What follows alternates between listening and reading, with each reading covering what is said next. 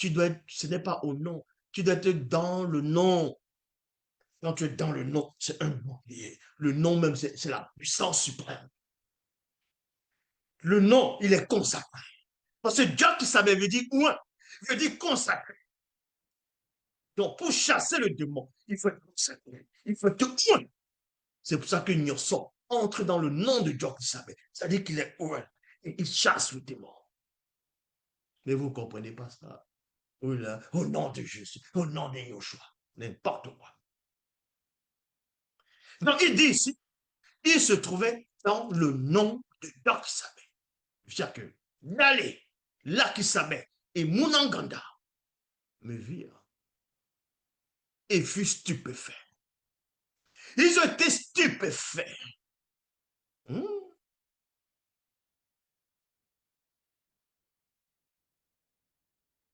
Ils étaient stupéfaits. Vous allez comprendre quelque chose de mystère. Comment à cette époque, Nyoso était terriblement avancé. Nyoso se trouvait dans le nom de Dieu qui savait. Le nom de Dieu qui savait l'avait couvert. Il était à l'intérieur. Mais quand vous allez le voir, vous allez juste voir un homme qui a l'onction, qui a la puissance. Quand tu déchaîner sa puissance spirituelle, vous allez sentir son aura. Mais vous n'allez pas le voir à l'intérieur du nom. C'est pour ça qu'il est dit ici, quand d'aller, ce que eux appellent dans les Bibles classiques sous la personne de Pierre, Képha, Pétro, et là qui savait ce qu'on appelle ce nom de Jean, Johanna, et Munanganda, ce qu'ils appellent Jack, me virent, il fut stupéfait. Ils se disent, mais c'est pas possible. Ils ont vu Dieu qui savait, plutôt Nyoso, en train d'expulser les démons avec une telle puissance. Ils ont été stupéfaits. Ça veut dire pour eux, c'est pas possible. Qu'un homme, un jeune homme en plus, puisse avoir autant de puissance, autant de pouvoir spirituel. Oui, et que c'est le nom de Dieu qui savait qu'il utilise. Et ça fonctionne. Et les démons ont peur. Donc Dalé est stupéfait. Et la Kisabé est stupéfait. Munanganda est stupéfait. On voit l'expression sur les visages. Comme ça. Ils n'en reviennent pas. Ensuite, on va à la phase 5, l'opposition. Alors, Dalé, Lakisabe et Munanganda essayèrent de m'empêcher, moi, Nyosa, virgule, d'utiliser le nom avec un N majuscule de Djokisabe. Parce que, virgule, non seulement ils ne me connaissaient pas encore, point virgule, et aussi, moi, Nyosa, je ne les accompagnais pas physiquement. Vous voyez, c'est ce qu'on appelle la précision. Je ne les accompagnais pas spirituellement, mais spirituellement, il les accompagnait. Il les accompagnait spirituellement et non physiquement. Mais Dali, Lakisabe et Munanganda ne purent m'en empêcher. Parce qu'ils voulaient essayer de l'empêcher, mais ils n'ont pas pu. Et ne le pouvaient même pas. Il dit ici, et ne le pouvaient même pas. C'est-à-dire les trois disciples, Pierre, Jean et Jacques, ne pouvaient même pas empêcher Nyosan. Donc, Dali, Lakisabe et Munanganda ne pouvaient même pas. Ils allaient faire comment? Ils allaient faire comment? La puissance qui s'émanait de lui. Et c'est là où, quelques temps après, lorsque Dali, Lakisabe et Munanganda eurent rejoint Jokisabe et les autres apôtres, virgule, Lakisabe dit à Jokisabe, Mouledi, nous avons vu un jeune homme expulser les démons en étant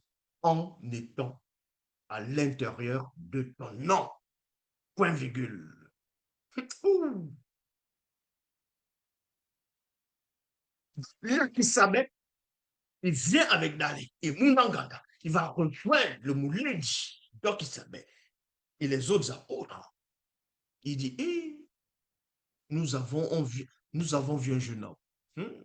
Vous savez, en Afrique, comment on raconte une histoire dans laquelle je t'ai déjà touché. Tu racontes même tout ton corps, tes gestes vont raconter ça. Il raconte, nous avons vu un jeune homme